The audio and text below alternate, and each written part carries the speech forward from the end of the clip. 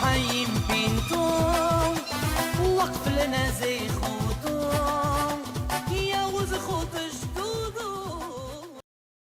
Baruch Hu Mekayem. On va lui demander d'être Gozel, que Be'ezrat Hashem, Vela Biamenu, Niye Bimshalem Abouya. Amen.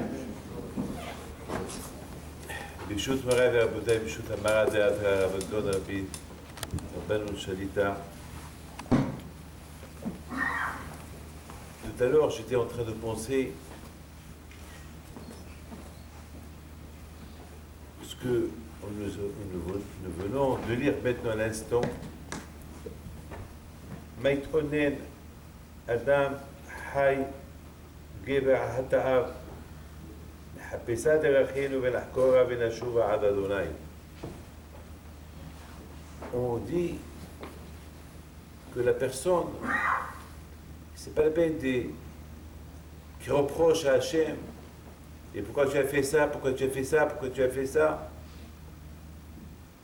qui fait un bilan. Un homme qui, lorsqu'il fait un bilan, vous savez, dans les affaires, quelqu'un qui voit qu'il est en train de faire faillite, il fait un bilan pour voir est-ce que vraiment il est en train de faire faillite ou pas. Le bilan de l'homme, il se fait à Rosh Hashanah, à Kippour, mais le bilan de l'homme, il ne doit pas se faire uniquement pendant les jours qu'il doit les faire, mais un bilan peut se faire chaque instant. J'ai vu dans le Mesilat Yesharim qui dit que le Tzahara, tout ce qui le concerne, c'est de ne pas donner le temps à la personne de faire un bilan, ce qu'on appelle le bilan de conscience. Vous savez très bien que la différence qu'il y a entre nous et tout le monde, c'est que nous, lorsqu'on a un problème, on cherche à savoir pourquoi on a le problème. Parce qu'on veut réparer, on veut que ça s'arrête. Nous, on a les moyens en Dieu, on croit en Kadosh Baruch Hu. On ne veut pas les problèmes, on ne le veut pas. Et lorsqu'on voit un problème, on va chez des rabbins, on cherche, on pose des questions. Qu'est-ce qu'il faut faire pour réparer? On veut réparer. Donc, il dit, le prophète Jérémie, c'est vrai, lorsqu'on lit Jérémie, lorsqu'on lit Echa, on a de la peine. On a beaucoup de peine. On voit combien ils ont souffert.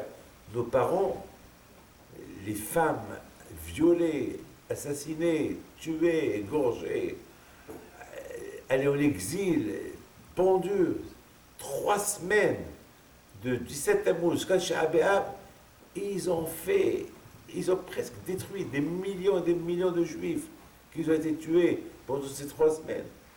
On se révolte.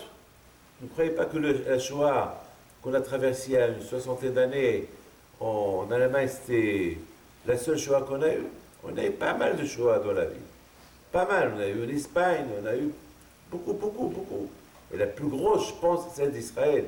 Aujourd'hui, parce qu'on n'a pas de chiffre exactement combien ils sont morts. Aujourd'hui, on sait qu'à Auschwitz, on a eu 6 millions de juifs, mais peut-être un peu plus. Mais à l'époque du premier temple, le deuxième temple, vous n'avez aucune idée.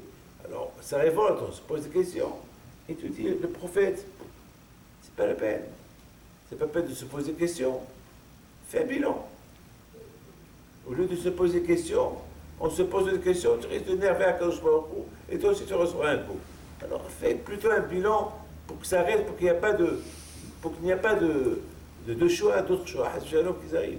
Tout à l'heure, en venant ici, j'ai dit à Moshe Merali, dis-moi, les dernières informations qu'il y a en Israël, je lui ai demandé. Il a pris le jour, il a allumé son téléphone.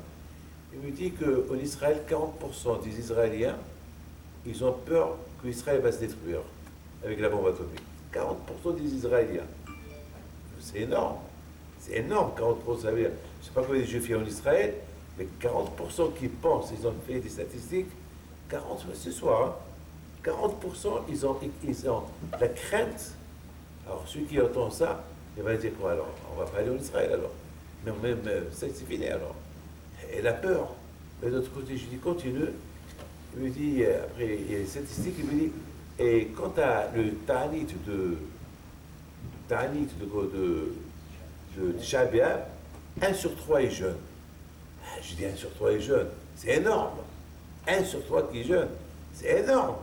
Les Hanara, c'est quoi? Ce 1% qui jeûne, c'est ça qui avait annulé.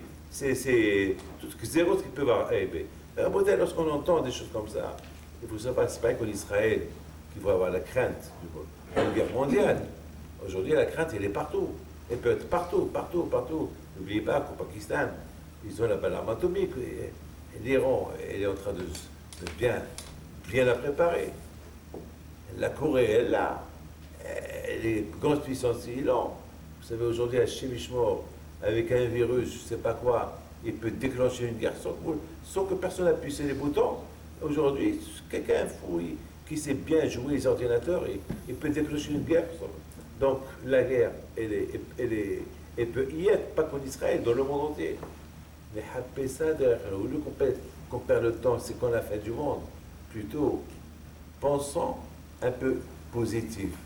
Quand Mashiach va venir. C'est ça, il faut beaucoup penser un peu positif.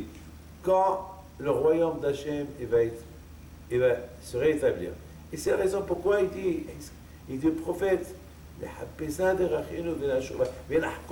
c'est quoi le mot nahkora? Faire des recherches. Faire des recherches. Je cherche.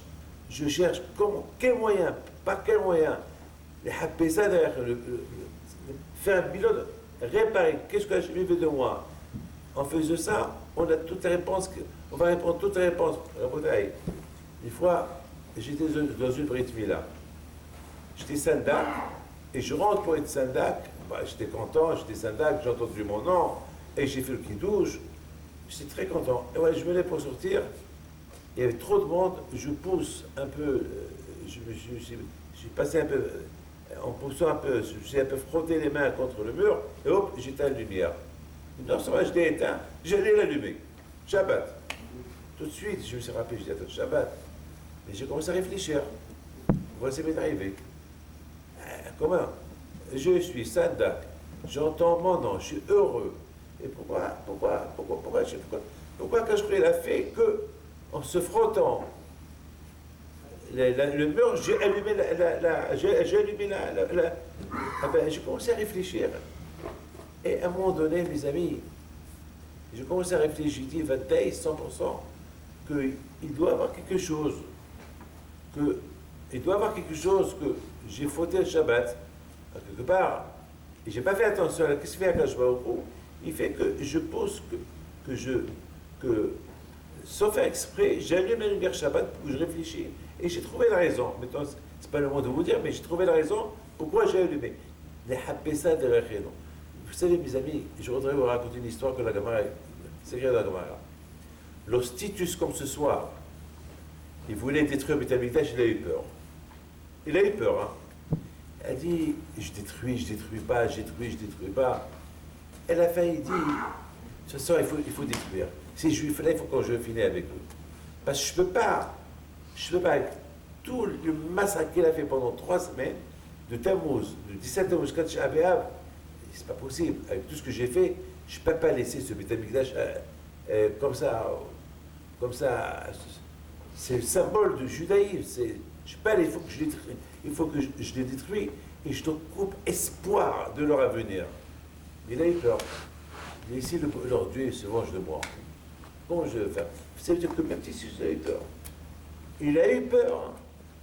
La Gemara dit dans Gittin, Titus, il a pris le Sefer Torah, il a étalé par terre, il a porté une femme, il a violé la femme dans le Beth Amikdash, sur le Sefer Torah. Tu lis ça, tu te révoltes. Tu lis ça, Hachem, attends, où tu es? Tu permets à ce mamzer-là de prendre ton Sefer Torah dans ton Beth Amikdash, il la viole, et après il déchire le Sefer Torah, après il tue la femme. Comment tu fais ça? Tu lis ça chez toi? Eh bien, je ne donne pas au d'honneur. Je me suis un peu levé, j'étais un peu vexé, j'étais pas bien. Je me suis dit, comment nous on fait caveau de Sefer Torah? J'aime. Après, je commence à réfléchir. Je dis, David, mais t'es fou. Qu'est-ce que tu es en train de te poser la question?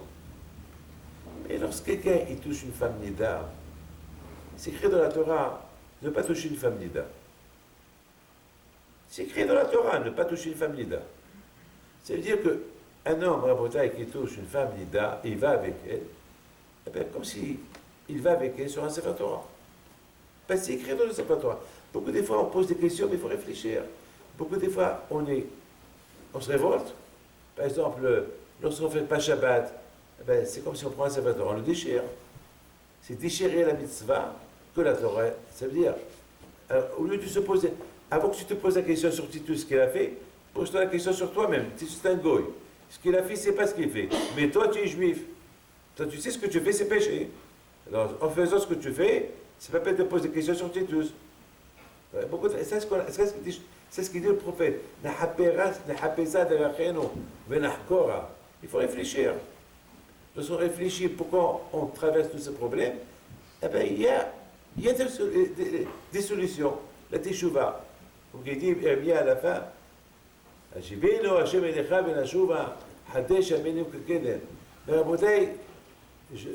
continue mon histoire. Il y a Titus qui a eu peur. Même qu'il a violé cette femme au Beth Amikdash et tout, il ne savait pas quoi faire. Comment je vais faire? Et puis il fait une annonce. Il dit, est-ce que vous les Juifs, il y a quelqu'un parmi vous qui est prêt à rentrer au temple, au Beth Amikdash, et manquer le respect au Beth Amikdash, violer le Beth Amikdash, qui prend ce qu'il veut du Beth Amikdash? Titus, si vous voulez, un juif qui commence la première chose au Beth Amikdash, quelque chose qui est. Vous savez que le Beth Amikdash, c'est pas que tout le monde qui a le droit de rentrer. Le Beth Amikdash, c'est péché. Il n'y avait que le Kohanim qui rentre au Beth Amikdash. Il y a certains endroits où ils peuvent rentrer, un juif, et il y a certains endroits où personne ne peut rentrer. Et il dit Titus, et celui qui rentre, eh ben, je lui donne la plus belle maison à Rome. Il va devenir un sénateur à Rome, il aura tout à Rome. On lui donne les meilleures femmes de Rome, on lui donne tout, on le rend milliardaire. Mais à une condition qu'il rentre au Beth Amikdash.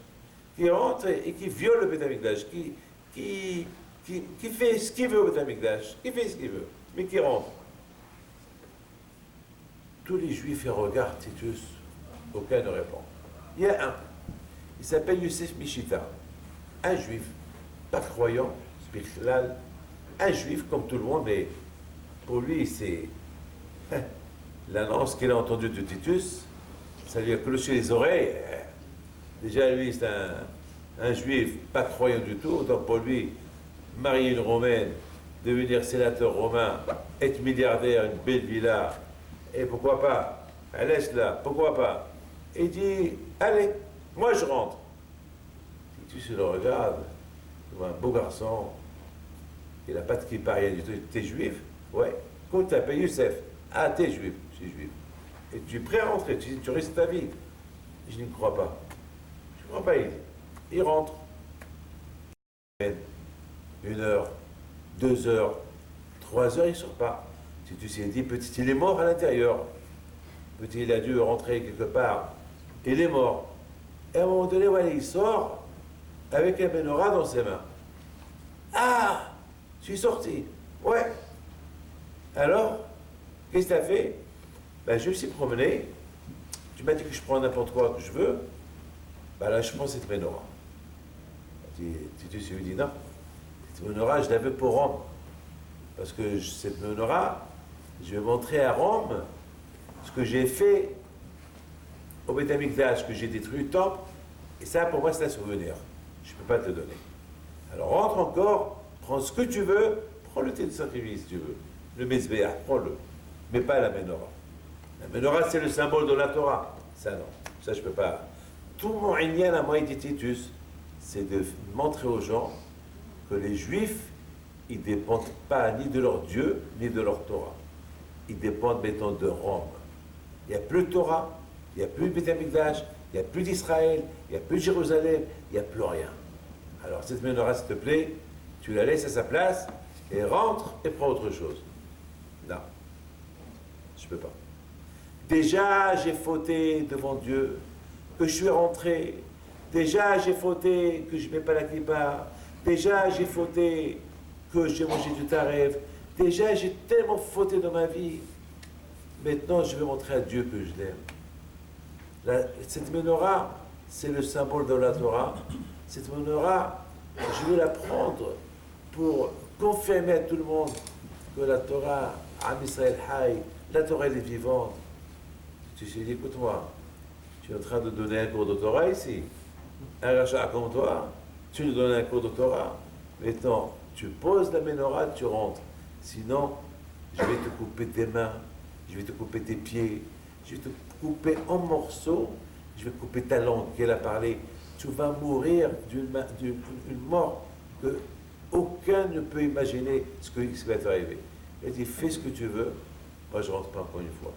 Déjà j'ai fauté en rentrant une fois, je ne veux pas refauter la deuxième fois.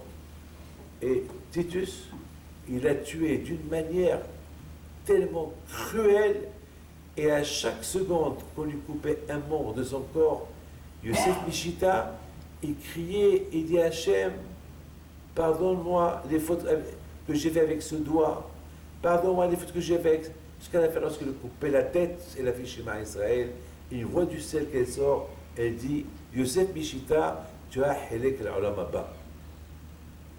Alors la question se pose, comment un rachat est devenu un tzaddik en rentrant visiter le temple? Il habitait en Israël une éternité, il est né en Israël, il était à Jérusalem certainement. Comment est-ce possible que jamais il a fait Teshuvah? Comment maintenant il fait Teshuvah? Il est rentré, il est sorti, il est rentré rachat, il est sorti de tzaddik. Qu'est-ce qu'il a vu à l'intérieur? Qu'est-ce qu'il a vu à l'intérieur qui l'a poussé à faire Teshuvah? Mes amis, il n'a rien vu. Vous savez qu'est-ce qu'il a vu? Il a prise de conscience. Chacun qui fait Teshuvah, pourquoi le bon Dieu a dit de faire Teshuvah? Quelqu'un qui retourne vers Hachem. Pourquoi c'est Hachem qui a dit retourne vers moi? Non. Celui qui retourne vers Hachem parce que une prise de conscience, c'est tout. Prise de Heshvon Nefesh. Bo Heshvon, Hashov Heshvono Shel Olam. Il faut toujours penser avant de fauter. En fautant, tu vas fauter. Ça, tu as un peu de plaisir et après tu vas regretter. On n'a jamais vu quelqu'un qui a fauté, il a dit hurrah, il était content. Toujours un homme qui faute et regrette après. Mais un homme qui fait mitzvah, jamais il va regretter parce qu'il a fait. Il va être tout contraire. Au départ, il va être dur de la faire. Une fois qu'il a fait, beaucoup de fois, ça nous arrive que le matin, on n'arrive pas de se lever et on se lève quand même. On fait un peu la tête, on se lève, on vient prier. Mais après, on se sent bien. On ne dit pas pourquoi on ne pas rester au lit. Mais par contre, une avera qu'on fait, on regrette après. La bataille de cette Mishita, prise de conscience, au moment qu'il était en train de se promener à l'intérieur de Beth Amikdash, il voit ce que les Romains vont détruire. Là-dedans, il voit les dernières secondes, la Gdusha du Beth Amikdash. Et c'est la bataille. C'est très. Jamais il est rentré au Beth Amikdash, donc jamais il a su. C'est quoi Hachem? Jamais vous pouvez connaître c'est quoi la Torah si vous n'avez pas goûté la Torah. Si vous n'avez pas goûté la Torah, vous allez toujours dire la Torah, mais goûte là. Ta'amou ou. Goûtez là, vous allez voir la différence. Une fois que tu la goûtes, c'est fini. Un enfant, tu lui donnes des bonbons, tu donnes des diamants à un enfant, il les prend et les jette. Donne-lui des bonbons, il va les accepter. Et pourquoi pas les diamants? Il ne connaît pas la valeur des diamants. Il va grandir cet enfant. Donne-lui les bonbons, il va les jeter. Donne-lui les diamants, il va les garder. Parce qu'il connaît la valeur des diamants. Tant qu'on ne connaît pas la valeur de la Torah, eh bien la Torah ou les mitzvot, eh bien on les met de côté. Je vous pose une question, mes amis. Vous savez que ce Shabbat-là, on l'appelle Shabbat Hazon. Ou pas? C'est quoi Hazon? Hazon, c'est une vision. Il y a Shabbat Shuvah, c'est le Shabbat avant Kippour. Il y a Shabbat Agadol, avant Pessah. Il y a Shabbat Nahamous la semaine prochaine, le Shabbat des condoléances. Et le Shabbat, celui-là, avant Shabbat, il s'appelle Shabbat Hazon. Hazon, écoutez bien, Hazon, c'est des visions. Des visions que nos prophètes, ils ont vu. Des visions dures pour Am Israël. Des visions très très dures. Jusqu'à la venue de Mashiach, des visions dures. Regardez ce qui se passe aujourd'hui. Des visions tellement dures. Et lorsque tu sais qu'il y a ces visions-là, fais bilan de conscience, fais des chouvards. Réveille-toi. Shabbat Hazon. Le Mashiach, il va venir. Qu'est-ce qui va se passer? Il va se passer, ça va devenir un jour de fête, un jour férié. Kara alay mu'id. Il va dire, lorsque Mashiach il va venir, le jour de Shabbat va devenir un jour de fête, un jour de simha, de joie. Il y a quelqu'un qui m'a dit tout à l'heure, Rabbi David, c'est vrai, vous pensez que lorsque Mashiach il va venir, ça va devenir un jour de joie? Eh bien, je lui dis, oui. Mais Rabbi David, c'est dur de croire à ça. Je lui dis, qu'est-ce qu'on est aujourd'hui? Il me dit Shabbat. Et qu'est-ce qu'on est aujourd'hui? Ben Shabbat. D'accord, mais quelle date on est aujourd'hui? Tisha B'Av. Aujourd'hui, Shabbat, c'était Tisha B'Av. Mais qu'est-ce qu'on a fait? On a bu du vin, on a mangé la viande, on a chanté. Donc, c'est-à-dire que Tisha B'Av, ça va devenir un jour de fête, comme aujourd'hui à Shabbat. Voilà. Mais c'est vrai, Rabbi David, c'est vrai, ah oui. Et de plus, c'est vrai, c'est ça. Mais le Mashiach, il va venir être la simha va être encore plus, et plus, et plus, et plus grande. Et c'est la raison, Rabotai, je veux terminer avec une phrase. Regardez en Syrie, combien les Syriens souffrent aujourd'hui. Regardez un peu dans les États africains, les guerres civiles qu'il y a là-bas, les gens tués, égorgés, brûlés, des villes entières qui brûlent. Alors, je suis en train, excusez-moi, je suis en train de lire, et je quote à Bannon, les keynotes qui fait, d'une manière qu'il est tellement bien, et je comprends ce qu'il dit. Ça fait pleurer, hein, lorsqu'on voit ce que nos frères, ils ont souffert il y a quelque temps, ça fait même hein, il y a de quoi se déchirer les cheveux, les vêtements, ce qu'on a souffert. Là, je dis, David, mais pourquoi pourquoi tu souffres? Et il y a d'autres nations qui souffrent. Regarde ce qui se passe aujourd'hui en Syrie. Regarde ce qui se passe aujourd'hui en Irak. Regarde ce qui se passe au Yémen. Là-bas aussi, ils sont en train de les tuer, de les violer. Regarde ce qu'ils font. Malheureusement, Daesh, maman, c'est pas que je vous parle. C'est terrible ce qui se passe. Alors, quoi, tu es mieux qu'eux? Aussi, mais la question que mettons, je pose la question et je me repose une autre question. Est-ce que toutes les nations qui ont souffert dans leur vie et qu'aujourd'hui ils n'existent pas, est-ce qu'un jour ils ont commémoré leur souffrance? Jamais. Écoutez bien la bataille. La Torah, c'est du Emet, on dit en arabe Sah. La Torah, elle a déjà décrit, il nous a avertis dans la paracha Behukotai et dans la paracha Kitavo, wa alaykum, si vous ne faites pas ça, il va vous arriver. Et la Torah, c'est du Emet.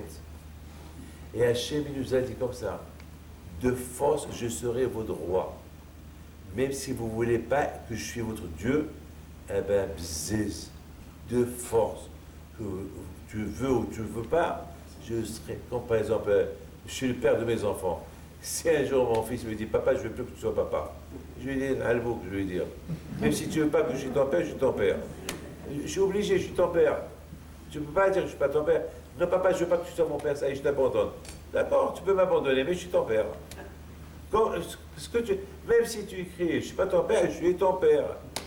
C'est ce que Hachem nous a dit. Je suis votre Dieu. Que tu le veuilles ou pas, je le suis. Si tu ne me suis pas, voilà ce que je vais te faire. Et si tu me suis, voilà ce que je vais te donner comme récompense. Ça veut dire à Botaï, on n'a pas le choix. On n'a pas le choix. Ça veut dire à Botaï, je m'excuse, je termine, que c'est nous qu'on cherche nos malheurs. Vous avez compris? C'est nous, quelque part, on cherche un peu nos malheurs. Sachant que ces malheurs où on est aujourd'hui, on nous les a déjà avertis. On ne peut pas les échapper. Il y a beaucoup de nations à Botaï, il faut souffrir, ça y est, ils ne sont plus là, ça passe à l'oubli. Regardez à Botaï, vous connaissez bien les histoires. Regardez à Botaï, vous connaissez, c'est pas la peine. Rome, l'ancien Rome, Moab, Ammon, surtout ces nations-là, des milliers de nations, ils sont partis, ils n'existent plus aujourd'hui. il y a un seul peuple qui existe encore, parmi tous les peuples, Am Israël. Parce qu'Am Israël, donc la Torah, elle est émette, et Hachem, il est émette, et Hachem, il est là, et Hachem, il vit, et la Torah, elle est là, et la Torah, comme ça, Am Israël. Donc, il ne faut pas qu'on cherche nos malheurs nous-mêmes. On n'a pas le choix. On n'a pas le choix. On n'a pas... D'autres nations, ils vont accepter. Voilà. Devenez... Changez votre religion, d'accord. Et voilà. Ils vont céder, ça y est. Non, mais ça ne peut pas. Si on ne continue pas avec notre Torah et notre religion, on est encore puni. Et on est encore puni. Parce que, Akadosh Baruch Hu, il a promis à Abraham, Yitzhak et Yaakov, de leur descendance, il créera une nation qui s'appelle Am Israël. C'est tout. Donc on n'a pas le choix. On n'a pas le choix. Donc puisqu'on n'a pas le choix, alors on est happé ça derrière nous. Alors faisons un bilan de conscience. Faisons un bilan, on se réveille. Alors, il faut qu'on se réveille. Et au bout il faut savoir une chose, je termine. On n'est pas très loin de la Géoula. Mettez ça dans votre... Mon père, Alav Shalom, quand c'était vivant, il croyait qu'il allait voir un Mashiach dans sa vie. Quand Baba Saleh aussi, il croyait qu'ils avaient ils étaient, lorsque je parlais avec mon père, beaucoup de fois, je le voyais parler, on dirait que je vivais pendant qu'il parlait, que ça et Mashiach, il va venir d'une seconde à l'autre. Et chaque fois, il me dit, David, c'est quoi les informations de le monde? Et je lui dis, papa, il y a ça, il y a ça, il y a ça. On est encore loin de Mashiach. Et il y a papa, il y a ça. Eh bien ça peut déclencher la vue de Mashiach. Et beaucoup de fois, mon père avait Shalom, il avait cette émouna qui vivait. Malheureusement, il est parti, mais il est parti avec l'émouna qu'il allait venir. Mais l'émouna, il nous l'a laissé à nous. Donc on continue avec cette émouna qui va venir. Mais aujourd'hui, notre époque aujourd'hui, regardez comment le Satan, il est spectaculaire, intelligent, le Satan. Soudainement, mes amis, maintenant qu'on parle de la Géoula, soudainement, maintenant, on nous parle qu'il y a un autre monde, qui est jumelle, qui ressemble à le nôtre. Et maintenant, on ne sait pas si elle a une vie ou pas. Moi, je dis, il n'y a pas. S'il n'y a pas. Il y a déjà, pour envoyer là-bas un son, ça prend 2500 ans. Le Beth Amikdash, il a été détruit en 1947 ans. Ça veut dire à Botaï,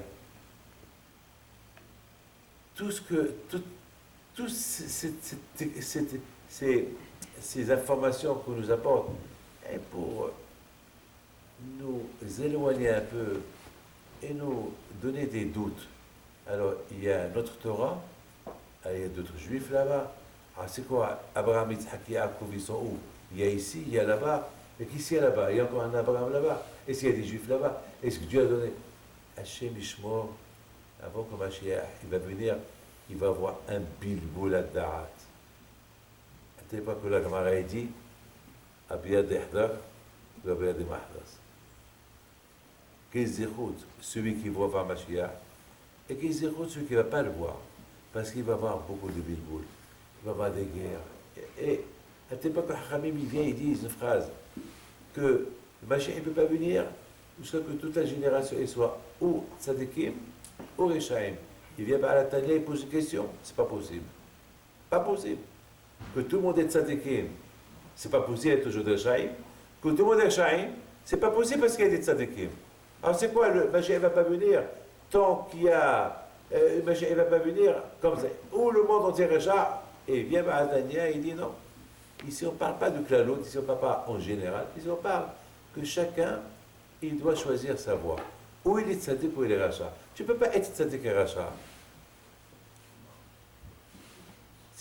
David Pito, tu ne peux pas être tzaddik et après tu vois des films sales. Non, tu ne peux pas, alors tu es hypocrite. Il faut que tu choisis ou là, à gauche ou à droite. Et c'est chacun de nous. Et raconter justement aujourd'hui, on vit. Le monde aujourd'hui, c'est znout, il y a la débauche, il y a plein de choses à modèle qui peuvent que détourner la personne de la religion. c'est des Hapessa de Rachelo. Mais Rabotai, je vous donne parole d'honneur, on n'est pas loin. On n'est pas loin. Moi, je suis convaincu qu'on n'est pas loin. Je vous donne parole d'honneur que chaque fois je me dis, aujourd'hui, peut-être tout à l'heure, parce que Bémet, il est là. Malheureusement, c'est. Il faut. Il faut un pouce. Moi, une fois, j'étais en train de parler avec le bon Dieu. On lui parle. Mais vous parlez avec lui. Je vous fais un Hamida. Vous parlez avec Hachem. Vous ou pas? Et une fois j'ai dit à tout le monde, mais chaque juif, lorsqu'on fait la prière, qu'est-ce qu'on fait? Qu'est-ce qu'on fait ici à la synagogue? On prie à Kadosh Baruch Hu. Qu'est-ce qu'on fait là? On parle avec lui. La tefila, je parle avec Hachem. Hachem, c'est votre tifta, et je demande Baruch Ata Hachem. Je lui demande. Il me répond. Ne croyez pas qu'il ne répond pas à Kadosh Baruch Hu. Il répond. Kadosh Baruch Hu répond avec des signes. Il répond avec tout ce qui se passe dans le monde, c'est ça ses réponses. Tu as besoin de quelque chose, il répond Kadosh Baruch Hu. Mais à nous d'être.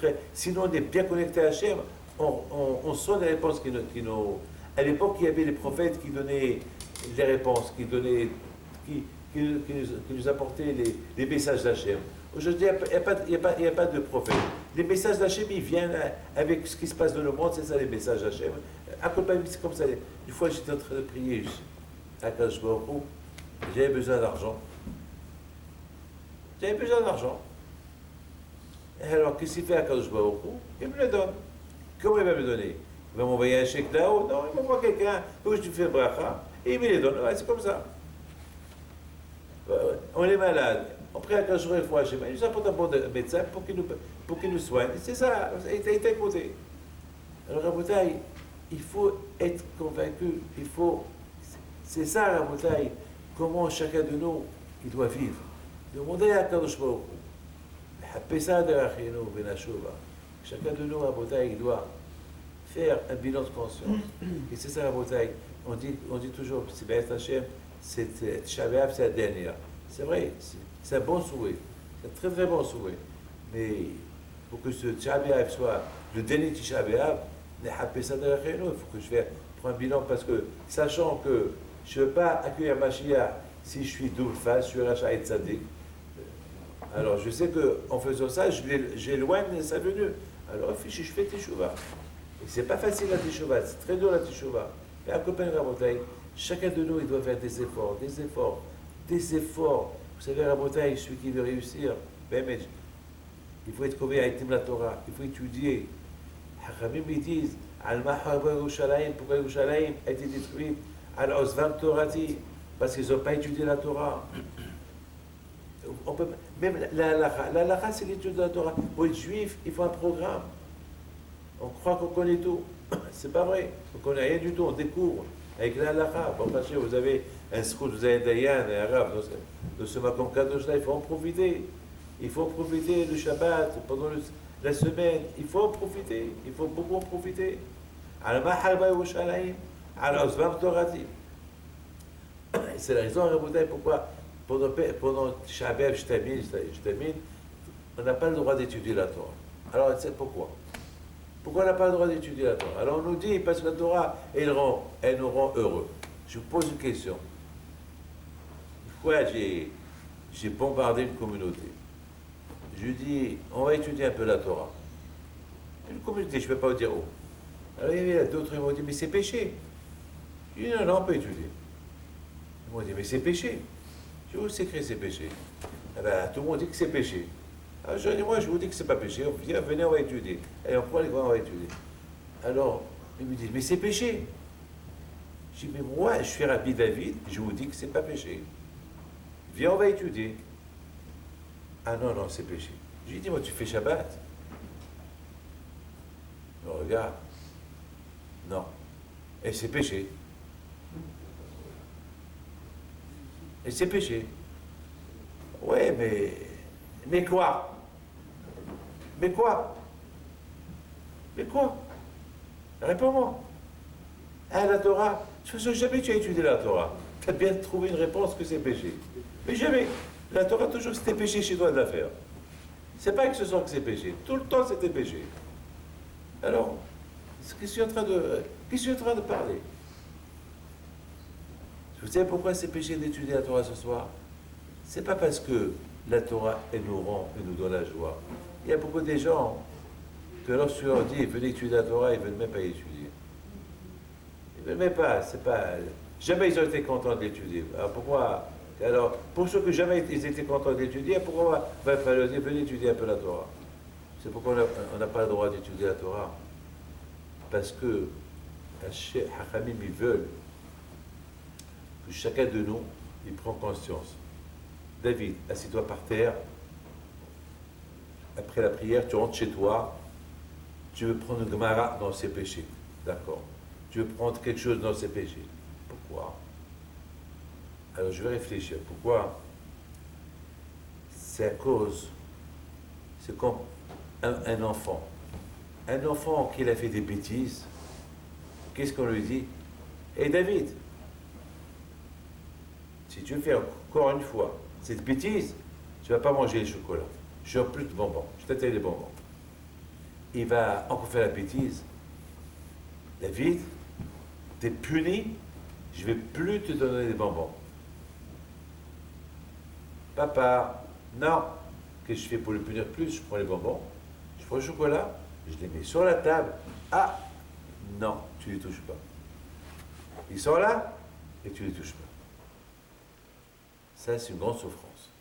Mais tant qu'on a compris que le temple a été détruit à cause qu'on n'a pas étudié la Torah, à cause qu'on n'a pas fait les mitzvot,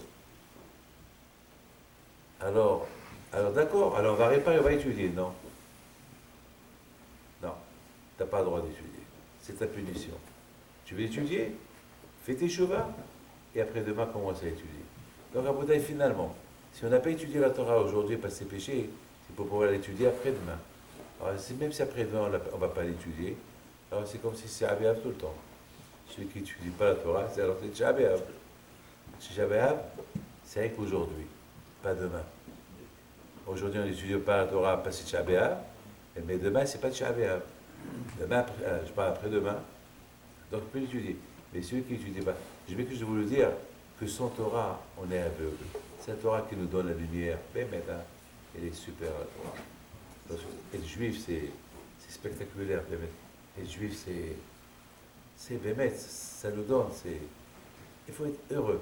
Vous savez, à Rabotai, il y a une chose qui est certaine, que je termine, hein, voilà, une petite histoire que j'ai lue hier, elle m'a beaucoup donné du moussard. Il y a une femme qui habite à Manchester, une grande sadéquette, elle est décédée. Cette femme-là, elle est décédée il y a quelques années sur un rescapé de la Shoah. Toute sa famille ont été tués à la Shoah.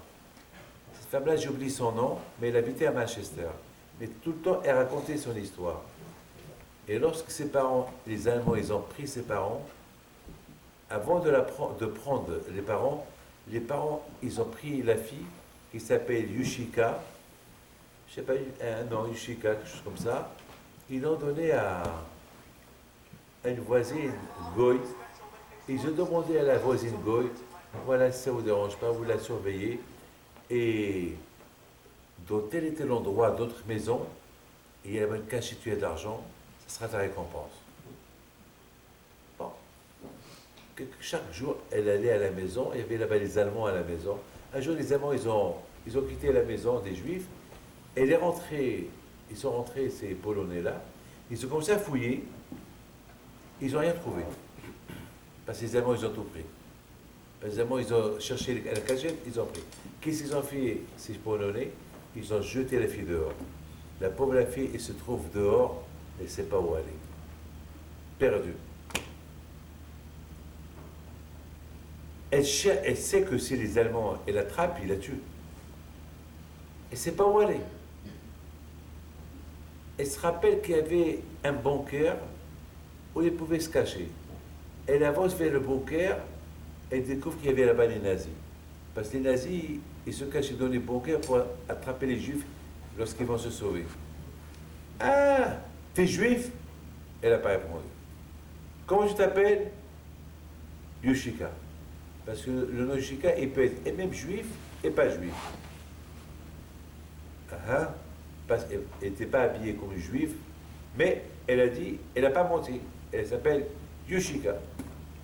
Et où tu habites? Ben, j'habite tel et tel endroit. Et qu'est-ce que tu fais là? Ben, je me suis trompé de rue. Ah bon?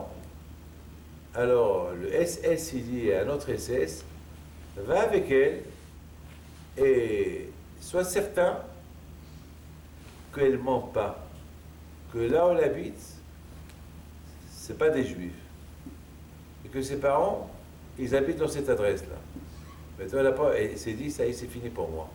Pour elle, c'est la fin. Parce que elle a inventé une adresse, elle ne sait pas où aller, elle tremble, elle marche. Et soudainement, il y a un monsieur qui sort de from nowhere, un monsieur qui sort de nulle part. Il dit, hey, Yoshika! Elle lui dit, oui, ça va? Alors, l'Allemand, il lui dit, tu la connais? Bien sûr, c'est ma cousine. Il a lâché. La juive, elle voit le SS partir et se retourne pour voir ce monsieur-là, ce Polonais, il a disparu. Alors elle, cette femme-là, cette rabbinite, elle raconte et dit, c'est qui ce monsieur qui m'a appelé Yoshika? C'est qui? Je ne sais pas c'est qui, mais ce chose je sais, que celui qui ne cache pas son identité juive, Menachem, ils vont l'aider pour le sauver. Au Bataille, c'est ça, Tisha B'Av. Tisha B'Av, c'est le meilleur moment. Tisha B'Av, on est tous en deuil. Tous en deuil. Tout le juif, il est en deuil. Comme on a perdu papa, maman. On a perdu. Il y a beaucoup au Maroc des gens qui se déchiraient les vêtements à Tisha B'Av. Maman, ils se déchiraient. Ils mettaient des cendres sur eux. Ils s'assoient par terre, ils pleurent. Parce que vraiment, on a perdu la Shrina, on a perdu le Beth Amikdash. Le premier, le deuxième, on est encore là. Et Hachem Miskin, il est encore en exil. Akash Baruch Hu, Ad Matei Ozcha Bat Shvi, à travers ça, Akash Baruch Hu, Miskin, il souffre lui aussi. Lui aussi, il va être chez lui. Il va être au Beth Amikdash. Vous croyez que tout le monde se moque de lui? Quel bisionote il a, le bon Dieu. Quel bisionote. Il souffre à Kadosh Baruch Hu. Et c'est justement Rabotai, c'est ça Tisha B'Av. C'est pendant ces moments-là, Tov Lechet Evita Evel, mais Lechet Evita Mishtiti Shtuma Melech. Aujourd'hui, on est tous des Avelim, sur Chobah Bet Amikdash. Donc c'est un bon moment de Teshuvah, c'est un bon moment de prise de conscience, c'est un bon moment qu'on peut bien mettre, se rattraper et approcher la venue de Mashiach, qui sera B'Est Hashem, Biyameinu, Amen, K'el Ratzon.